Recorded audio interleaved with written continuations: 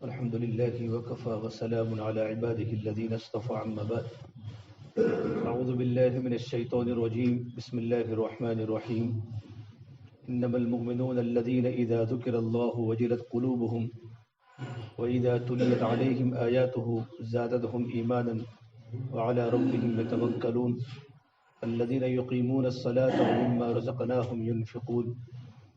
وقال النبي صلى الله تبارك وتعالى عليه وسلم: إن هذا الخير خزائن ولتلك الخزائن مفاتيح فطوبى لعبد جعله الله مفتاحا للخير مغلاقا للشر وويل لعبد جعله الله مغلاقا للخير ومفتاحا للشر أو كما قال النبي صلى الله تبارك وتعالى عليه وسلم. میرے محترم پیارے بھائیو، اللہ تبارک و تعالیٰ نے اس دنیا کو ذمہ داری کی پوری کرنے کی جگہ بنائی ہے. دنیا ذمہ داری پوری کرنے کی جگہ ہے، ضرورت پوری کرنے کی جگہ ہے اور حالات کی جگہ ہے. دنیا میں چاروں طرف ناگواریاں ہیں. جب اللہ تعالیٰ نے حضرت آدم علیہ السلام کو اللہ نے جب دنیا میں بھیجا تو اللہ نے آدم علیہ السلام کو فرمایا: آدم، تمہیں دنیا میں رہ کر حالات کے مقابلے میں حکموں کی ذمہ داری پوری کرنی ہے. حالات تم پر آئیں گے لیکن حالات میں رہ کر اللہ کے حکموں کی ذمہ داری پوری کروں گے تو اللہ کی مدد آئے گی. یہ دنیا ضرورت پوری کرنے کی جگہ ہے. جیسے انسان ایک ضرورت پوری کرتا ہے، اس طرح اللہ نے دنیا کو ضرورت پوری کرنے کی جگہ بنائی. آپ صلی اللہ تبارک و تعالیٰ علیہ وسلم راستے میں تھے، حضرت عبداللہ بن عمر بھی نے، اور آپ نے ان کے کندھے پر ہاتھ رکھ کے فرمایا: عبداللہ، کن فی الدنیا کانک غریب او عابر السبیل، کہ دنیا میں اس طریقے پر رہو جس طرح ایک مسافر رہتا ہے یا ایک راہگیر، راستہ چلنے والا راہگیر رہتا ہے. کہ اصل ٹھکانہ تو کیا ہے؟ اصل ٹھکانہ تو آخرت ہے. الدنیا دار من لا دار له، کہ دنیا اس آدمی کا گھر ہے جس کا کوئی گھر نہیں ہے. اصل زندگی بھائیو آخرت کی زندگی ہے. اور اللہ تبارک و تعالیٰ نے دنیا میں ہم سب کو بھیجا ہے آخرت کی تیاری کے لیے، کہ ہم دنیا میں رہ کر آخرت کی تیاری کریں. کہ آخرت کی تیاری کیا ہے؟ کہ آخرت کی تیاری یہ رہے کہ دنیا میں رہ کر اللہ کے حکموں کی ذمہ داری پوری کرے. دنیا میں سب سے پہلا حق ہے وہ اللہ تبارک و تعالیٰ کا ہے. دنیا حقوق ادا کرنے کی جگہ ہے اور آخرت بدلہ لینے کی جگہ ہے. حقوق ادا کرنے کی جگہ ہے، اور سب سے پہلا جو حق ہے وہ اللہ کا ہے. کہ اللہ تبارک و تعالیٰ کا حق کیا ہے؟ کہ اللہ تعالیٰ کی یقین کو دل میں اتارنا. یقین ہو تو اللہ کا ہو، توکل ہو تو اللہ کا ہو. ہمارا دل غیر سے بالکل پاک اور صاف ہو جائے. ایک اللہ کے یقین کو دل میں اتارنا، یہ اللہ کا پہلا حق ہے. جتنا دل میں یقین اترے گا اتنا دل میں خوف اترے گا. اللہ تبارک و تعالیٰ کا خوف یقین کے بقدر آتا ہے.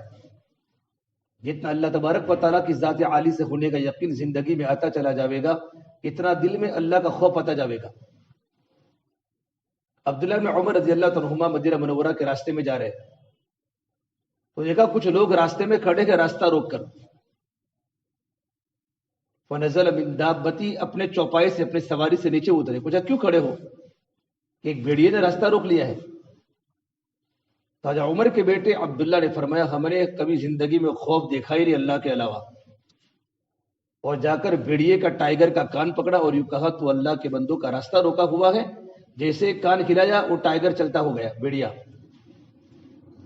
پھر پورے مجمع کے سامنے تقریر فرمائی: اے ابن آدم، فرما لوگوں، جس کے دل میں اللہ تبارک و تعالیٰ کا خوف ہوتا ہے اس کے دل سے اللہ کے غیر کا خوف نکل جاتا ہے.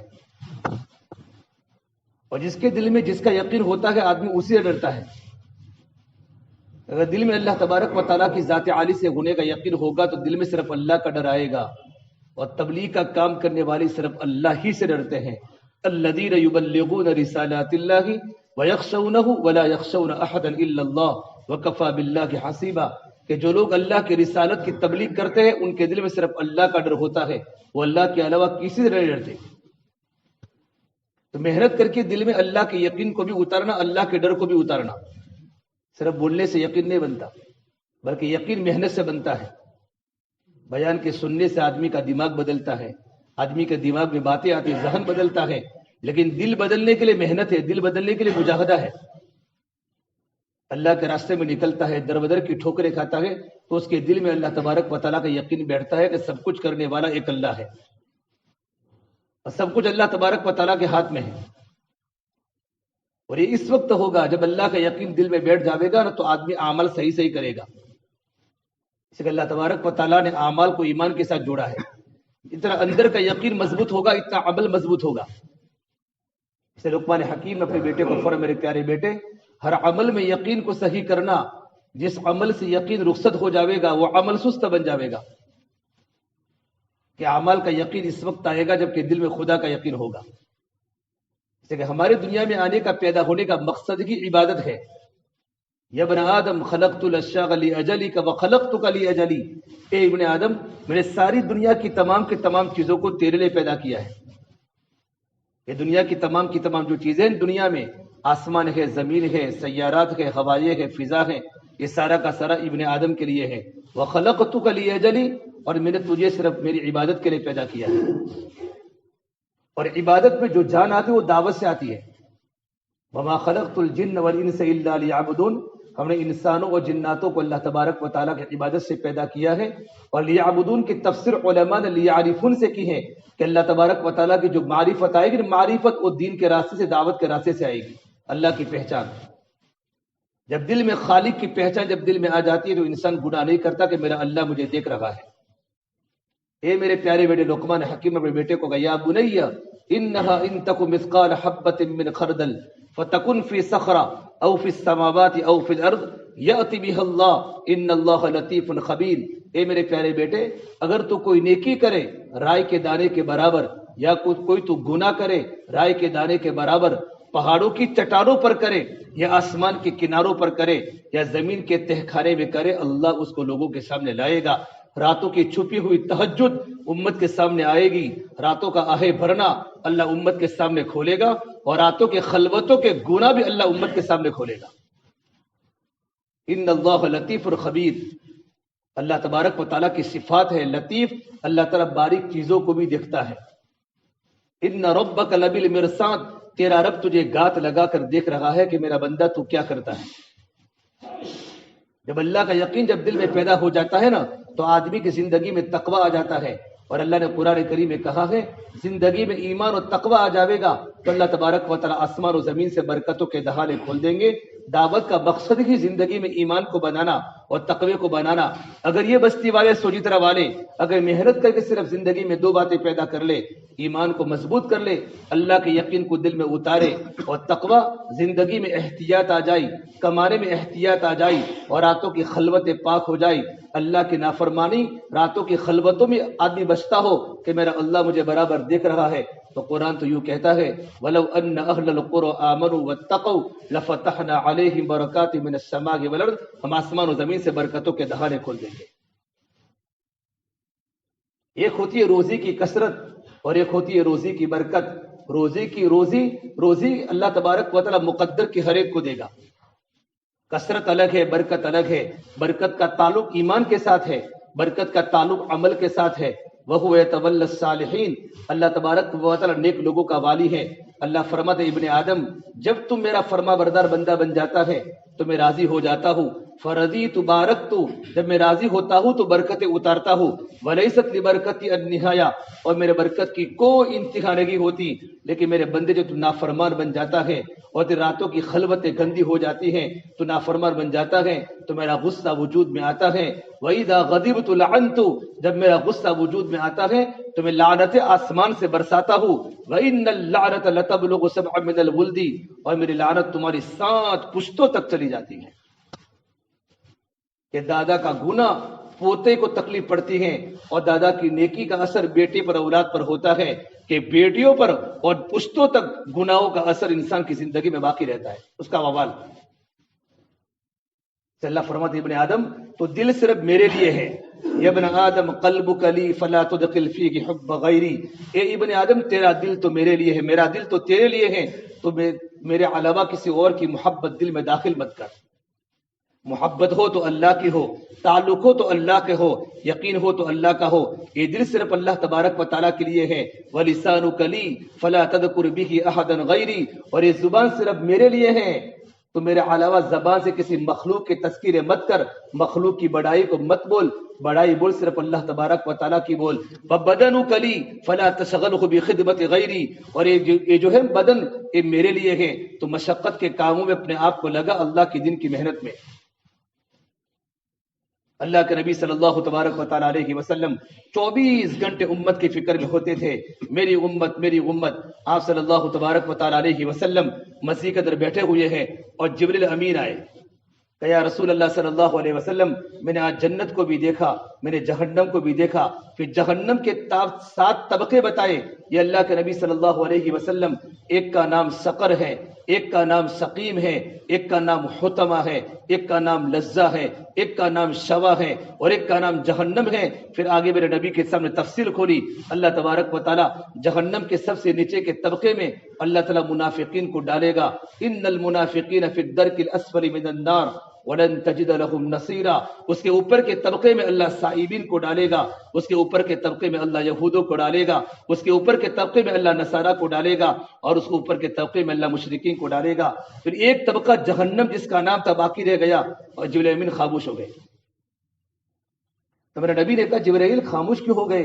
کہ یا رسول اللہ صلی اللہ تبارک و تعالیٰ علیہ وسلم، جہنم کے سب سے اوپر کے طبقے میں آپ کی گنہگار امت کو ڈالا جائے گا، آپ کی گنہگار امت کو ڈالا جائے گا۔ اتنا جملہ سننے کے بعد اللہ کے نبی صلی اللہ تبارک و تعالیٰ علیہ وسلم رو پڑے، اور آپ کے دل پر عجیب قسم کا طوفان آ گیا۔ روتے روتے آپ کی داڑھی تر ہو گئی اور آپ پر غشی طاری ہو گئی، اور جبرائیل السلام آسمان پر پہنچ گئے۔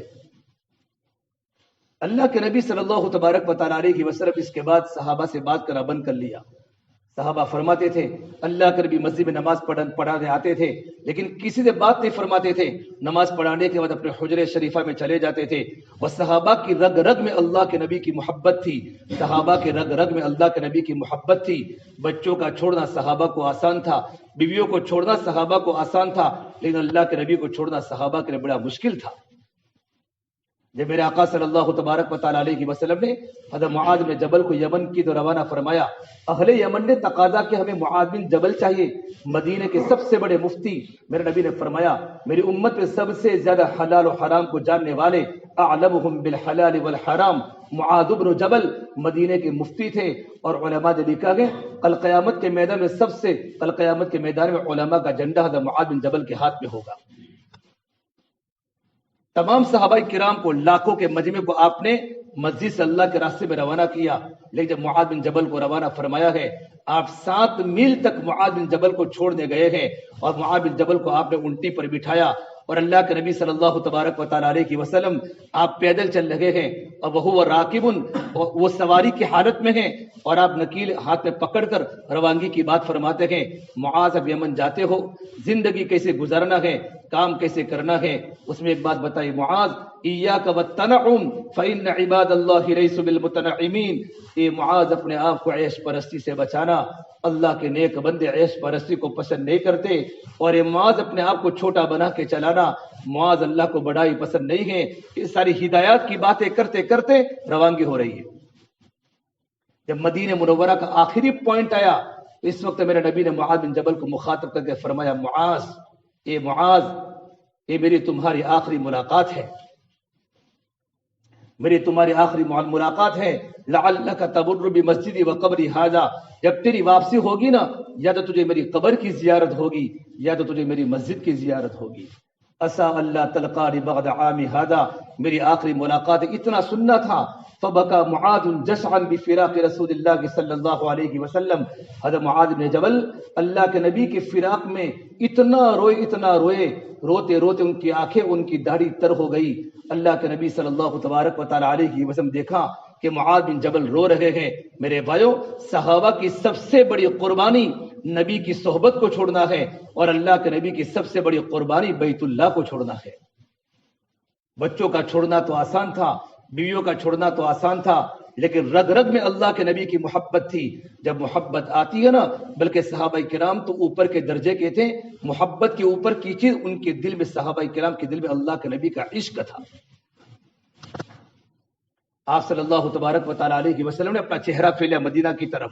فلما اقبل بوجهه نحو المدینہ، میرے نبی نے اپنا چہرہ مدینہ منورہ کی طرف پھیر دیا اور معاذ کا چہرہ یمن کی طرف تھا.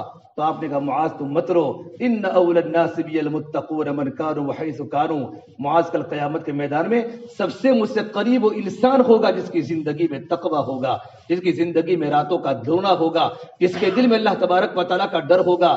میرے آقا صلی اللہ تبارک و تعالیٰ علیہ وسلم نے معاذ کو یمن کی طرف روانہ فرمایا ہے، اور معاذ بن جبل یمن میں تھے اور اللہ کرے بھی دنیا سے پردہ فرما گئے. آپ صحابہ سے بات نہیں فرماتے.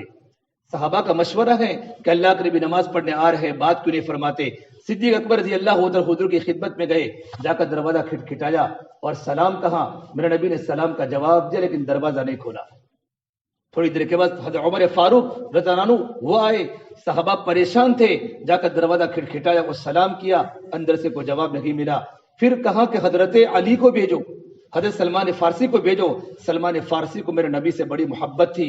میرے نبی نے فرمایا سلمان منا من اہل البیت، کہ سلمان تو اہل بیت میں سے ہیں اور سلمان تو ہمارے گھر کے آدمی ہیں. سلمان فارسی کا وہ مقام اللہ کے نبی کی نگاہ میں تھا. سلمان فارسی گئے، سلام کیا، جواب نہیں ملا. پھر حضرت علی کو بھیجنے کا مشورہ ہوا. حضرت علی نے فرمایا مجھے مت بھیجو، میری بیوی اور اللہ کے نبی کی بیٹی فاطمہ کو بھیجو. فاطمہ کو جاتے ہی اللہ کے نبی دروازہ کھول دیں گے، کیونکہ میرے نبی کے دل کی رگ رگ میں فاطمہ کی محبت ہے. جیسے فاطمہ رضانہ جیسے دروازے پر گئی ہے اور جا کر دروازہ کھٹکھٹایا.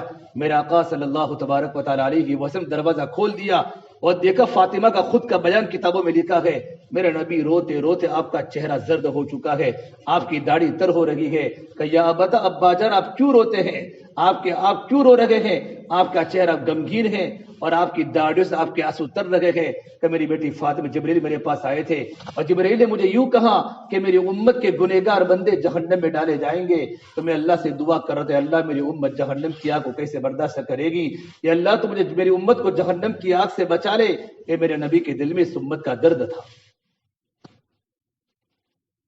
میرے بھائیو، اس لیے اللہ کے نبی صلی اللہ تبارک و تعالیٰ علیہ وسلم نے ہمیں کام کرنے کا طریقہ بتایا اور اپنے دنیا سے پردہ فرمانے کے پہلے ایک جملہ فرمایا تھا، اے میری امت کل قیامت کے میدان میں لوگوں کے سامنے میرے چہرے کو نیچا مت کروانا.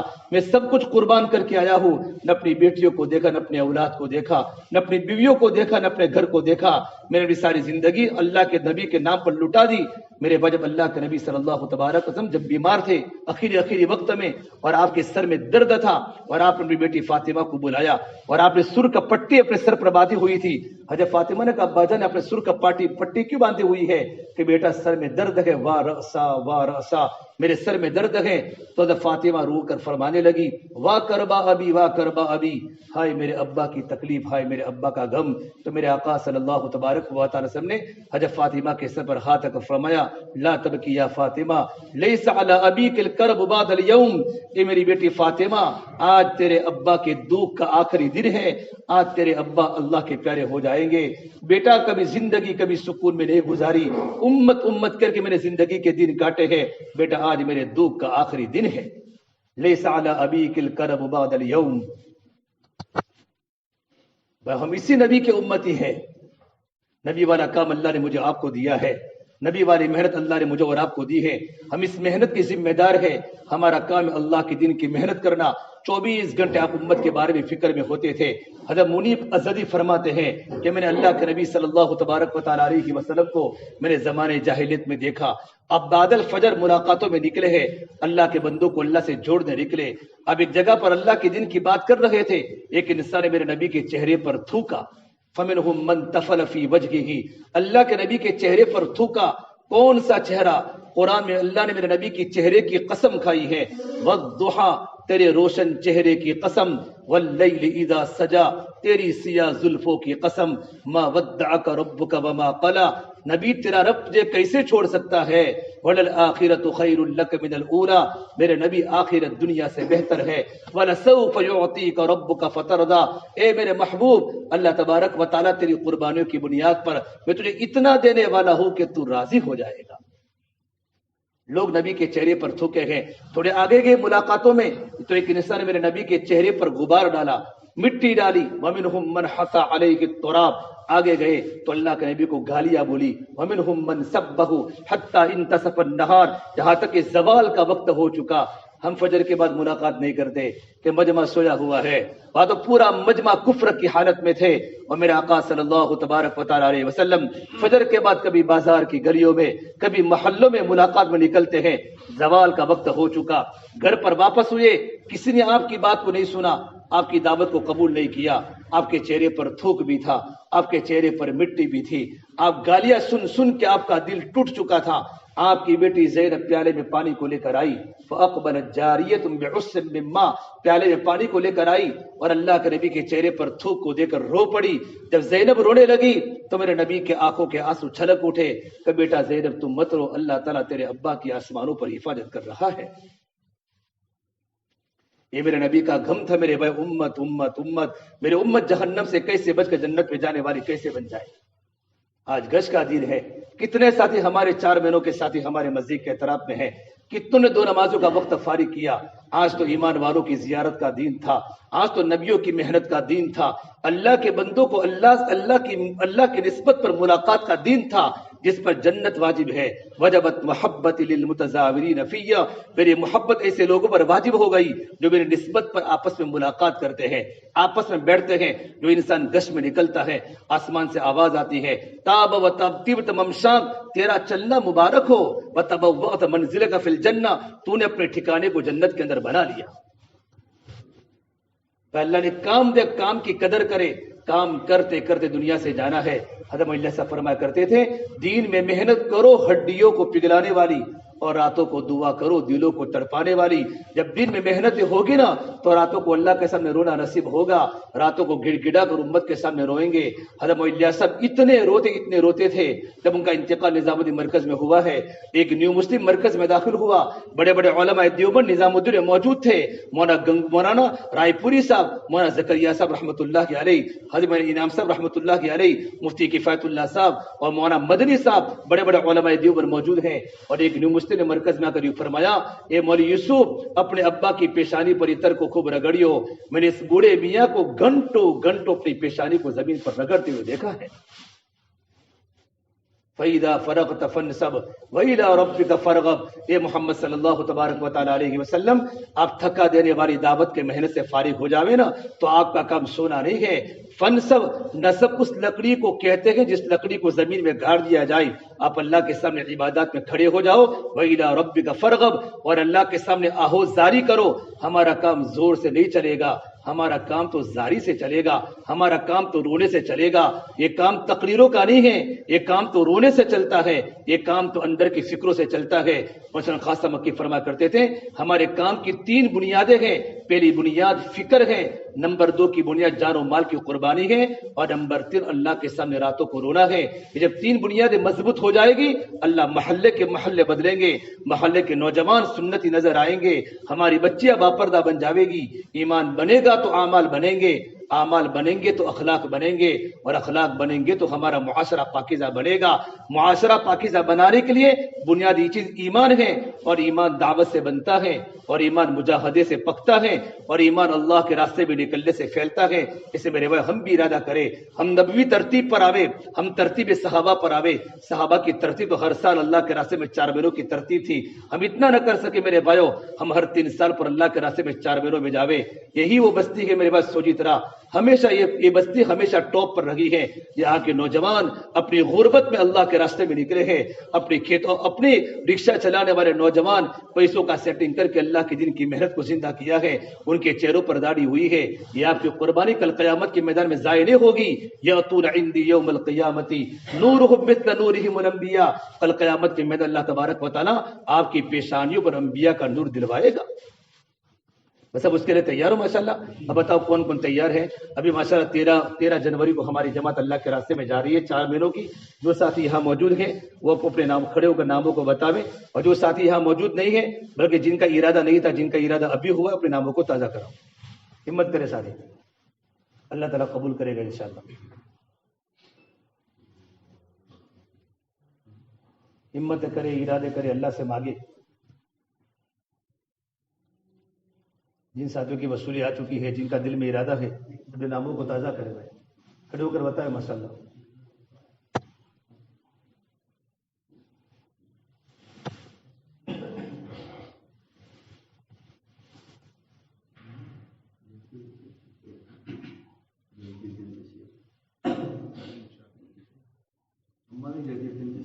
ہو کر بتاؤ ماشاء اللہ، کہ اگر وہ نہیں جائیں گے تو میں جاؤں گا، اسے پکی بات بولو، ان کا نام لکھو، اللہ تعالیٰ آسان کرے، قبول کرے. جی اور بتاؤ.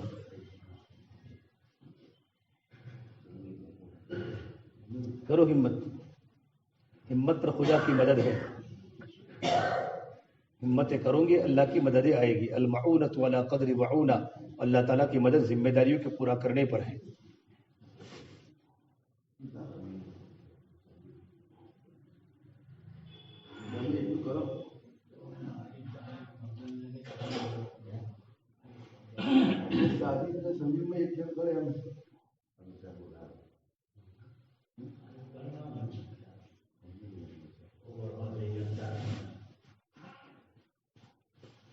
ارے کوشش بھائی، یہی کام ہے ہماری زندگی کا مقصد ہے.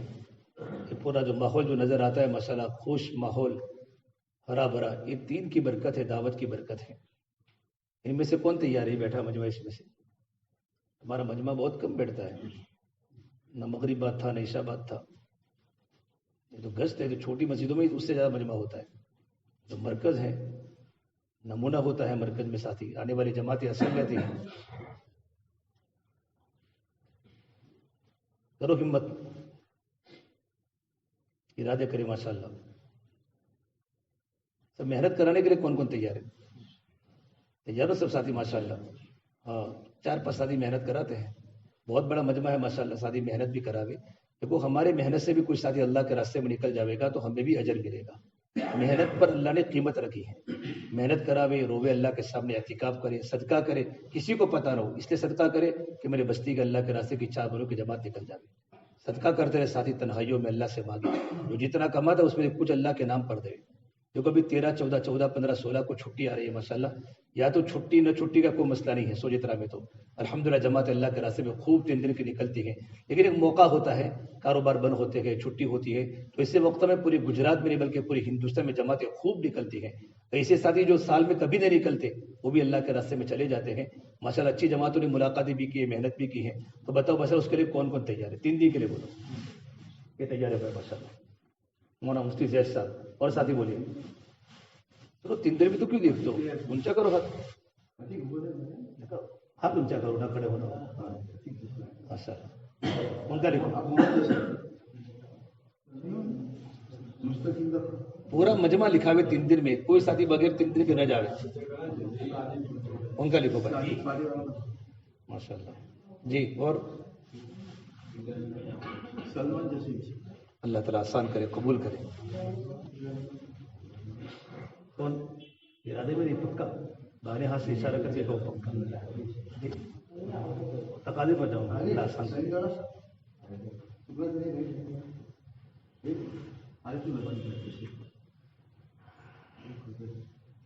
یہ چاچا کا ہوتا ہے انشاءاللہ. ٹھیک ہے، آپ کے ساتھ پوری جماعت بنائی ہو. ہاں اللہ تعالیٰ. یہ تو جاتے بھائی، کیوں جوان لڑکوں کو سنبھالنے کے لیے ساتھی مضبوط ہو، ایسے ہنسانے والے چاہیے اور اڑانے والے بھی چاہیے.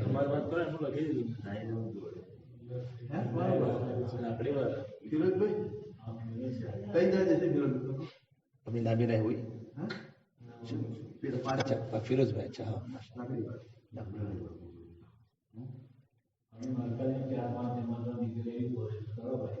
تھوڑی جم کے محنت ہو جائے گی انشاءاللہ. ایسے سے لوگوں کو ہاتھ رکھو جو لوگ کبھی جماعتوں میں نہیں جاتے، ان کے کندھے پر ہاتھ رکھ کر تھوڑی خوشامد کرو.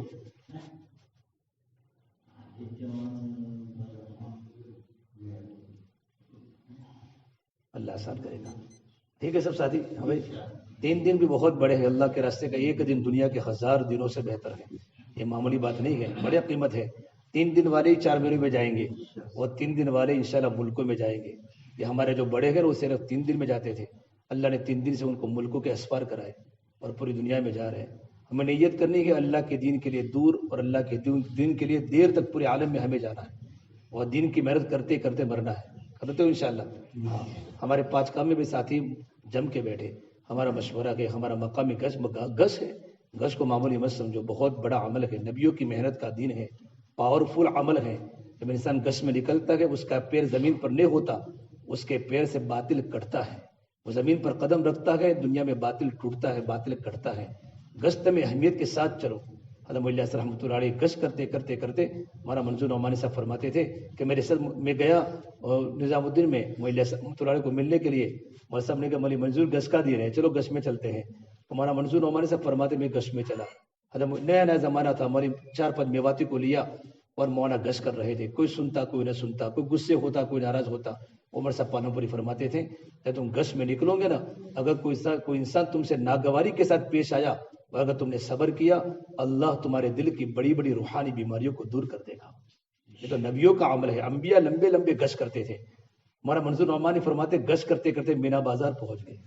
نظام الدین کہا, مینا بازار کہا. مولانا الیاس صاحب رحمۃ اللہ علیہ بڑھاپے کی موت. مینا بازار میں, اور میں نے دیکھا, مجھے تو بہت بھاری مولوی تھے نا, مجھے تو بہت بھاری پڑ رہا تھا. مولانا الیاس صاحب کیا کر رہے ہیں, کوئی استقبال نہیں, کوئی کچھ نہیں, اور گشت کرتے مینا بازار پہنچ گئے. پھر ریٹرن ہوئی مینا بازار سے نظام الدین میں. تو میں نے کہا مولانا الیاس صاحب یہ تو ذلت ہے, ذلت. لوگ تمہاری ناقدری کرتے ہیں. حق تو یہ تھا کہ تم یہاں بیٹھتے مسجد میں اور پورا دلے کا مجمع اگر آپ کی باتوں کو سنتا.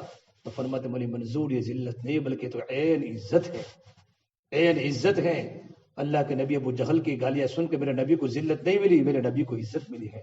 مولانا منظور ایک کام کرتے رہو گے, آج گالیاں بولنے والے کل تمہارے جوتے صاف کریں گے. دعوت کی ابتدا گراوٹ ہے, دعوت کی انتہا کامیابی ہے. بقول مولانا ابراہیم بدایت الدعوہ المکارہ و نہایتہ النجات, کہ دعوت کی ابتدا ناگواریوں سے ہوگی اور دعوت کی انتہا کامیابیوں سے ہوگی. میرے بھائیو اس لیے کام کرتے رہے, کام کرتے کرتے ہماری موت آئے. یہ ہمارے چند نوجوان مجنون کی طرح سوجی طرح میں گھومے. فجر کے بعد کی ملاقاتوں میں, عشاء کے بعد کی ملاقاتوں میں, کوئی دیکھے نہ دیکھے, آپ محنت کرو. ایک نوجوان کی قدر گاؤں کے بڑے بڑے لوگ کریں گے. جب دل میں صحیح فکر ہوگی, اللہ تعالیٰ اس کام میں سب سے پہلے اللہ کی نعمت یہ ہوتی ہے, اللہ مخلوق کے دل میں محبت ڈالتا ہے. مخلوق کے دل میں اللہ محبت ڈالتا ہے. نوجوان گلی میں چلے گا, لوگ سلام کریں گے, ماشاء اللہ یہ تو ہمارے گاؤں کا بہت فکر مند نوجوان ہے. جب وہ چلے گا راستے میں نظریں جھکا جھکا کر, تو بازار کی ایک ایک چیز نظریں اٹھا اٹھا کر کے کہے گی یہ کون جا رہا ہے, کہ تو عاشق رسول جا رہا ہے, نبی کے دردوں کو لے کر گلی گلی میں گھوم رہا ہے. کریں گے انشاءاللہ. اللہ پر ہم تمام کو عمل کرنے کی توفیق عطا فرمائے. اللهم لك الحمد كله ولك الشكر كله ولك الخير كله. اللهم صل على سيدنا محمد وعلى ال سيدنا محمد وبارك وسلم. ربنا ظلمنا انفسنا وان لم تغفر لنا وترحمنا لنكونن من الخاسرين. یا اللہ ہمارے گناہوں کو معاف فرما, یا اللہ خطایا سے درگزر فرما, یا اللہ سیئات کو حسنات سے مبدل فرما.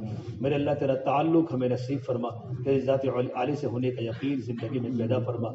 یا اللہ خود سے راضی ہو جا, ہمیں اپنے آپ سے راضی فرما لے. یا اللہ ہم گنہگار ہیں, ہمارا ایمان بھی کمزور ہے, اعمال بھی کمزور ہیں, ہمارا معاشرہ بھی گڑبڑ ہے, ہمارے معاملات بھی صاف نہیں ہیں, ہمارے اخلاق بھی بدتر ہو چکے ہیں, ہماری آنکھیں بھی گنہگار ہیں, ہماری زبان بھی گنہگار ہے, ہمارا سننا بھی گناہوں سے بھرا ہوا ہے. میرے اللہ ہمارا پورا وجود تیرے نافرمانی میں پھنسا ہوا ہے. رات کی خلوت ناپاک ہے, دین کی جلوت جھوٹی ہے. اے اللہ ہمیں معاف فرما دے. اے اللہ تیرے راستے کی قدر کرنے کی توفیق مرحمت فرما دے. بڑا مبارک راستہ تو نے ہمیں دیا ہے, لاکھوں انسانوں کی اللہ تو نے تربیت کی ہے. اے اللہ نعمت کی قدر کرنا ہم سب کو آسان فرما دے. اے اللہ بوڑھے لوگ تیرے راستے میں چل رہے ہیں, جن کے پیروں میں جن کے گھٹنوں میں چلنے کی طاقت نہیں, تیرے دین کی محنت کو لے کر, عالم میں کلمے کی محنت کو لے کر, پڑوس کے ملکوں کی جماعتیں سڑکوں پر چل کر تیرے بندوں کو کلمہ پڑھا رہی ہے. یا اللہ ان کی قربانی کو قبول فرما کر پورے عالم میں ہدایت کو عام فرما, پورے عالم میں ہدایت کو عام فرما. یا اللہ 13 جنوری کو چارواں کی جماعت نکل رہی ہے, بہت سے ساتھیوں نے ارادے کیے ہیں. اللہ تم کے مسائل ہے, ان کے مسائل کو تو عافیت کے ساتھ دور فرما. یا اللہ یہاں سے جماعت نکلنا آسان فرما. بڑی مبارک بستی ہے مولا, بڑی مبارک بستی ہے, ہمیشہ جماعتوں کا اور اجتماع کا اور بزرگوں کا اکرام کیا ہے. میرے مولا خوب لوگ اللہ کے راستے میں نکلے ہیں. میرے مولا مسجدوں کو تو آباد فرما دے, اعمال دعوت سے, اعمال عبادت سے, اعمال دعا سے مسجدوں کو آباد فرما دے. گھر کے ہر فرد میں, گھر گھر میں دین زندہ فرما دے, گھر گھر میں تعلیم کے حلقے زندہ فرما دے. میرے مولا تیرے پر نبی صلی اللہ تبارک و تعالیٰ علیہ وسلم جتنی خیر کی دعائیں مانگی ہیں, اللہ تیرے نیک بندے انبیاء علیہ السلام نے, صحابہ نے, اولیاء تابعین نے, ہم تیرے سامنے خیر کا, برکتوں کا, اللہ ہم تیرے سامنے سوال کرتے ہیں دین کی محنت کے تقاضوں کا, ہم تیرے سامنے سوال کرتے ہیں دین کی محنت کی عظمت کا, ہمارے حق میں مقدر فرما. اور تیرے نیک بندوں نے جن شرور سے, جن بیماریوں سے پناہ مانگی ہے, ہم تیرے سامنے بیماریوں سے, اے اللہ شرارتوں سے, اے اللہ شرور سے ہم بھی تیرے سامنے پناہ مانگتے ہیں. ہمارے پورے امت کو اے اللہ ان تمام بیماریوں سے بچا دے, ان تمام آفات سے ہم سب کی حفاظت فرما دے. ہماری دعا کو اپنے فضل و کرم سے پیارے حبیب محمد مصطفیٰ صلی اللہ تبارک رحمت تعالی علیہ وسلم کے صدقہ طفیل ہم سب گنہگاروں کی دعا کو اپنی بارگاہ میں قبول فرما. ربنا تقبل منا انك انت السميع العليم وصلى الله تعالى على خير خلقه محمد وعلى اله وصحبه اجمعين برحمتك يا ارحم الراحمين.